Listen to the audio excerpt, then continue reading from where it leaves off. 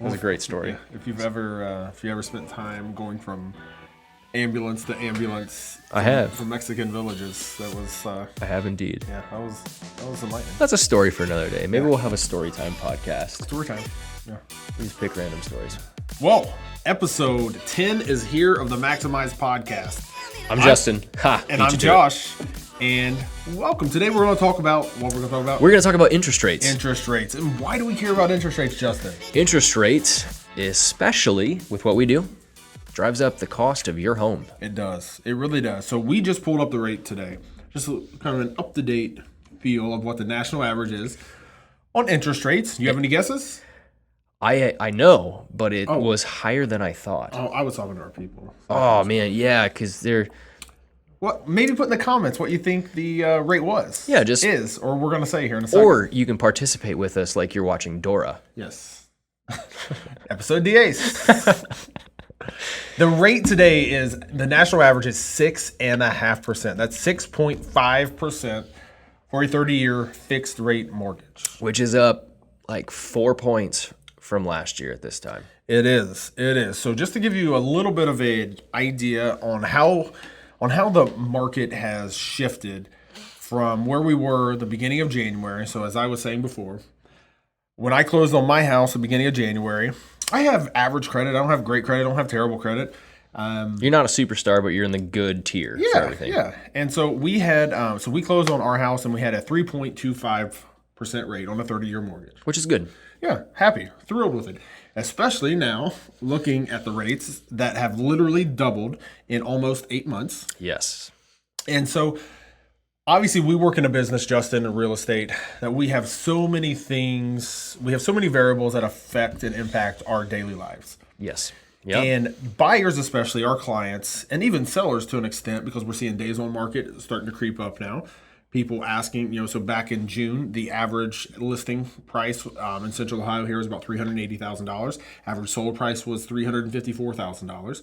Okay. So you're seeing a little bit of movement. In the opposite direction. Yep, a little bit of shift. And so why buyers care? Because their buying power has now decreased. It's come down a lot. Quite a bit. Right? Quite a bit. So how did we get to this place? So I think there's a lot of things that go into this. So part of what we're doing and why we have interest rates going up has everything to do with inflation. And we could probably make lots of comments and bets, and we could talk policy and political spending and all that stuff. But part of it, if we narrow down the field to a few specific things and we talk about supply chain and 2020 and COVID and all that stuff, supply and demand, right? So supply and demand. So we have a lot of demand and really little supply. So when that happens is you drive up price. So if we drive up the price of things, how do we get the demand down? Well, one of the things we can do to get demand down is to make it harder to get money, to make money more expensive. It takes more people out of the picture that are willing to buy. And because there are less people willing to buy, the price isn't going to keep driving up and up and up. So that's part, the real estate game too. So when you had 15 to 50 people putting in offers, that price kept going up. Yes. Now the number of buyers has decreased because of the cost of money, which means that price is high, but it's not continually climbing like it was before. Yeah. So again, supply and demand. So one of the things the Fed is doing is they're making the cost of money more expensive. And that's hitting more than just the housing market. But if it's harder for you to borrow money at a cheap rate, you're not going to spend as much. If you're not spending as much, you're not going to keep driving up the supply and demand. So when interest rates have now increased, it's caused your mortgage rates to go up, and you are seeing it across the board. And you talked about with buyers, now the purchase price has started to move down slightly. So it's an inflation curve. So inflation, obviously, so the latest report that I saw, inflation was over 8%. Yes. So that means obviously the cost of everything that we purchase is higher, right? So obviously you're seeing that impacted obviously in construction materials. Which we see a lot of. Obviously, gas prices are higher. Obviously, but that's also a supply and demand issue, right?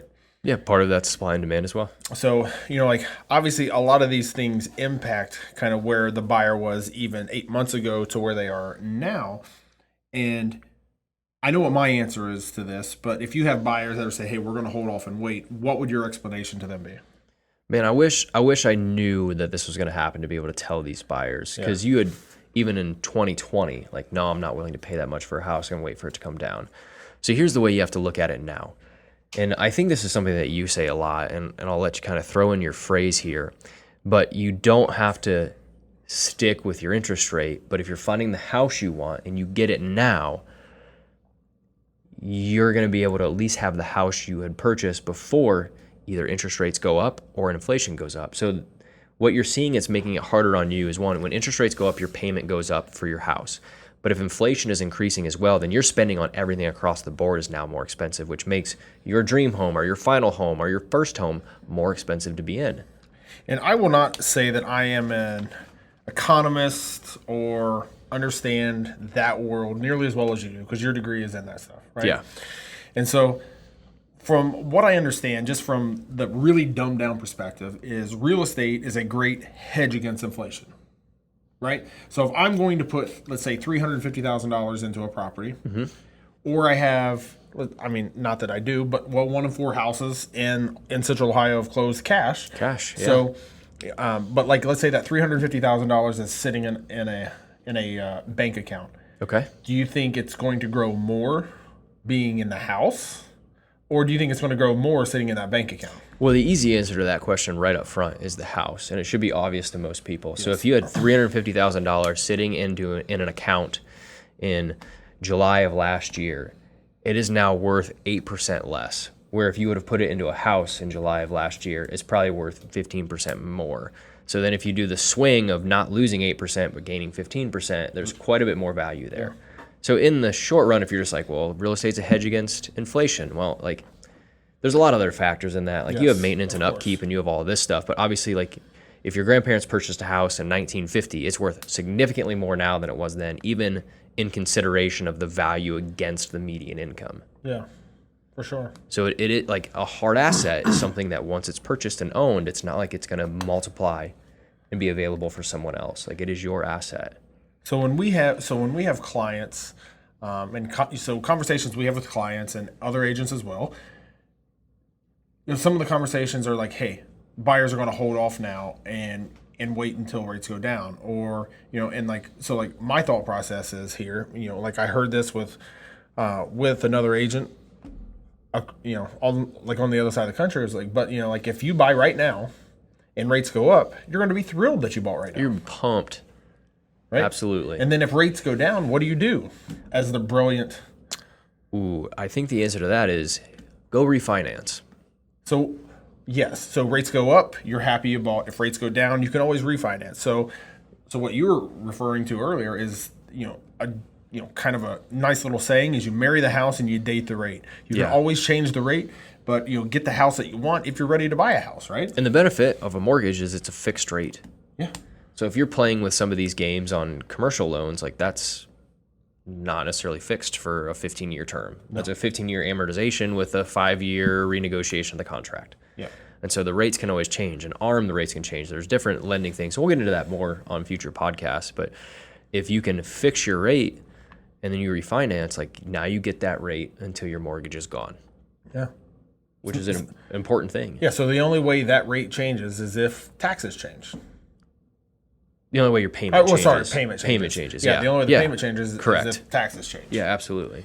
So you being the economist, so like what, or not the economist, because you're not an economist. But I'll pretend to be for you if you want. Yeah, thank you.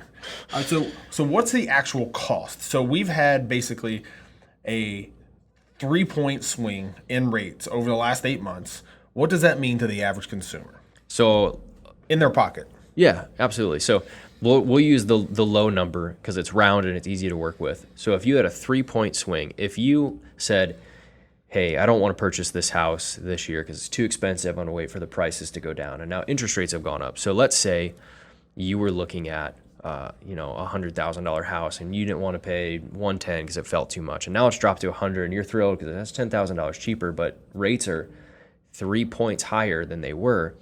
For every $100,000 on your mortgage, and this isn't a perfect number, but it works out pretty well math-wise, every percentage point is $1,000 over the course of a year. So on that $100,000 house, now being 3 points higher in my mortgage rate, is $3,000 per year more expensive. That's a lot. Yeah. to the average consumer and the average buyer, that is a ton. So you've now taken what you thought was the purchasing power of a $100,000 home, if that was the top of your budget, and now you've seen your purchasing power on the high end significantly decrease just because of the monthly payment part. Yeah. Not because of your bank savings and what you have for a down payment. Maybe you have a great down payment amount, but now your monthly schedule has totally changed in what you can afford. It's pretty crazy how just outside factors can obviously impact the real estate industry, the lending, the banking industry, all those things. Obviously they all kind of feed off each other, and they all create this much bigger, beautiful plan, right, that is the economy. But obviously we are very micro-centered on the real estate game, right? So I think the big picture, at least from us, as we're bringing interest rates into the picture for our clients, is if you are looking to buy and now is the time for you and you have the finances to do it, you're not stretching, you're not putting yourself out of your means, you're not borrowing or trying to get family gifts in order to make your down payments. Like, you're not doing a weird stretch that you shouldn't even be doing. Let's just say you're ready to buy. Move on the right house when the opportunity presents itself, because I can't tell you what's going to happen next time. And if the next time is a decrease in the rate, we can consider refinancing at that point. Yeah. But I can't tell you that prices are going to stay the same. I can't tell you that they're going to go up or down. Chances are in the long run, as things are becoming more expensive everywhere, the housing market may not be on a direct climb, but it's going to inch its way up there, especially if the growth in the economy in that city is growing. Yeah. So I make the move when the time is right, instead of trying to talk yourself out of things, because we can change your rate. I can't magically make the house appear at your price point.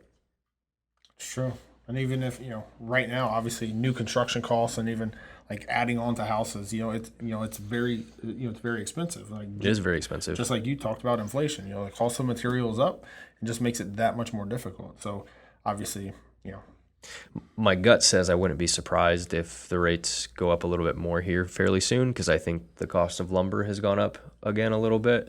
I think all of that kind of rides on, hey, if you can't do a new build, like I think you'll see a little bit more growth. Hopefully you'll get some relief for those people still looking who need to find a place, but it's climbing pretty quickly. Yeah. That's all we got today. You got anything That's all else? I got. Huh. I've sounded smart enough for now. I'm probably not going to make any more comments or get too far into the political game when it comes to all of this, just to keep everybody kosher. Yeah, no, so this is episode 10 of the Maximize Podcast. I'm Josh. That guy's Justin. That's me. Until next time. Thanks, guys.